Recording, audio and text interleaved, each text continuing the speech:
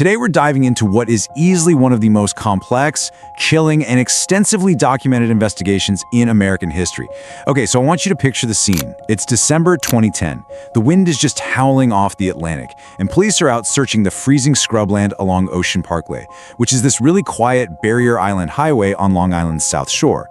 Now they're out there looking for a missing woman.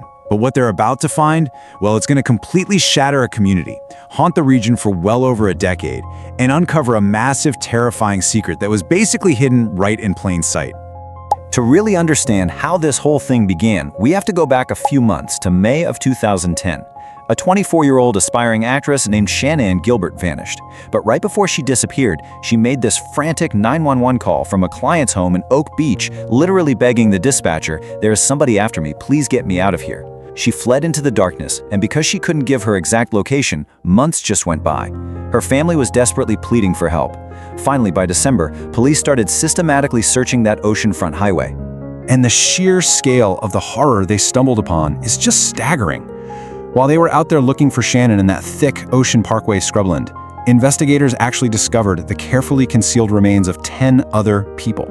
Now, Shannon's remains were eventually found a year later in a nearby marsh, and her death was actually ruled an accidental drowning, completely unconnected to the serial killer.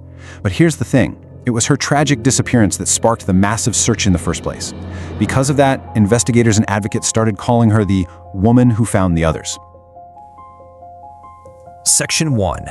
The Silenced Victims. Behind all these sensational headlines and this massive police search were real women. And their families spent years, in some cases well over a decade, living in this agonizing limbo, just not knowing what happened to their daughters, their sisters, and mothers.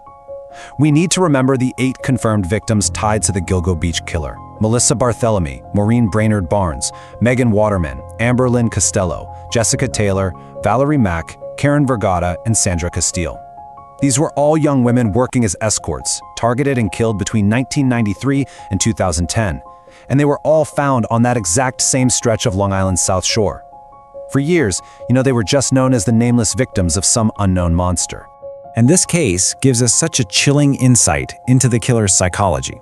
Because this wasn't just a matter of hiding bodies. Prosecutors revealed that the killer actually used burner phones to call the families of his victims. Just think about how twisted that is. He would call them after killing their daughters, just to say deeply disturbing things and sadistically taunt them over these untraceable lines. It's this level of calculated cruelty that really sets this case apart from almost any other in recent New York history. Section 2. Breaking the Case.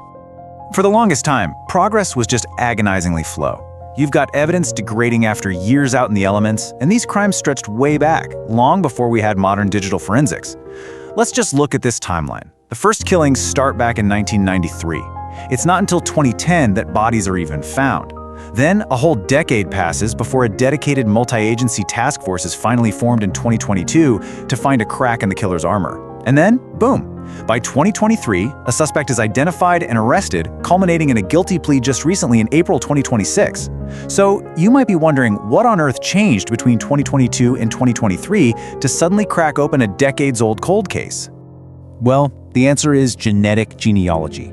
It's an absolute game changer. The task force deployed the exact same cutting-edge technology that they used to catch the Golden State Killer.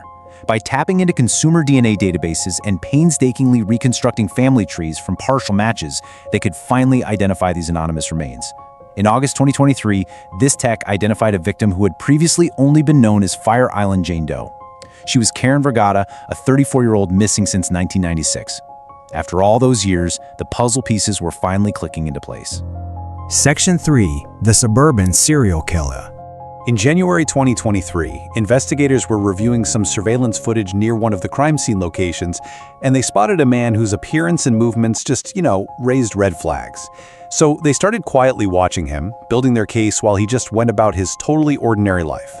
And the dichotomy here is honestly jarring. Rex Heuermann was a 62-year-old Manhattan architect who ran his own firm right near Penn Station. He was a married, suburban dad living in a modest house in Massapequa Park.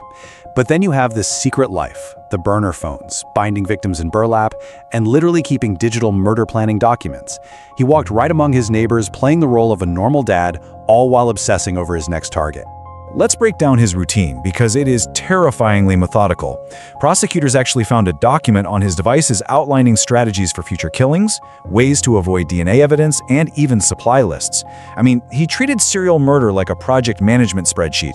He would use burner phones to lure victims with money, strangle them, bind their bodies in burlap for transport, and then dump them in that isolated scrubland, a very specific stretch of highway he knew would hide the remains. 17. Let that number sink in for a second. That is the staggering amount of years Rex Heuermann spent actively killing innocent women, all while seamlessly blending right into his suburban community. For 17 years, this guy commuted to his Midtown office, went to his kids' school events, and completely evaded police detection. Ultimately, the crucial forensic evidence that tied his two lives together was microscopic. Investigators found a single hair, just one hair with one of the victim's remains, that was genetically similar to Heuermann's wife. It proved he had inadvertently carried materials from his own home right to the crime scenes. Now, just to be completely clear here, investigators confirmed his wife had absolutely no idea what he was doing behind her back, and she finalized their divorce in 2025 right after his arrest. But it was that tiny piece of evidence from his domestic life that helped seal his fate. Section 4. The 2026 guilty plea. When Heuermann was first arrested outside his Manhattan office in July 2023, he literally wept in court. He tearfully told his attorney, "I didn't do this," and he maintained his innocence for almost 3 solid years. But then, standing before Judge Timothy Mazzei on April 8, 2026, with his hands in shackles, his entire demeanor completely shifted. When asked if it was in his best interest to plead guilty rather than face a massive trial, he just simply replied, "Yes, Your Honor." While the families of his victims wept in the gallery, Heuermann matter-of-factly, almost clinically, admitted to strangling 8 women. There were no tears, no visible distress, just a cold, flat admission. So Heuermann pleaded guilty to multiple counts of first and second-degree murder.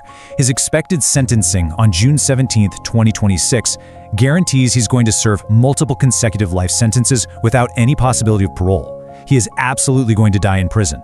But there is an additional, highly critical mandate attached to his plea deal. He is forced to fully cooperate with the FBI's Behavioral Analysis Unit. To avoid trial, he has to sit down and share his psychology, his planning, and his exact methods with federal profilers. Section 5. Legacy and unanswered questions.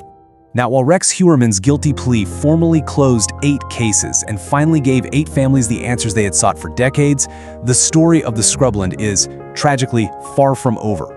Suffolk County District Attorney Ray Tierney put it really powerfully when he said, "While this case closes, another one opens." See, when authorities swept that barrier island back in 2010 and 2011, they found more than just Heuermann's 8 victims. There are remains still out there that have never been connected to him. There are other families still desperately waiting for their day in court. And that brings us to another deeply disturbing dimension of this whole story. In December 2025, a separate suspect named Andrew Dykes was charged in connection with other remains found in the Gilgo Beach area. What does that mean? It means this quiet, isolated barrier island highway wasn't just the hunting ground for one single man. Multiple, completely independent predators had chosen the exact same scrubland to dispose of their victims, totally relying on its isolation and that dense brush to hide their horrible crimes. We also have to take a hard look at the systemic failures that even allowed this to drag on for so long.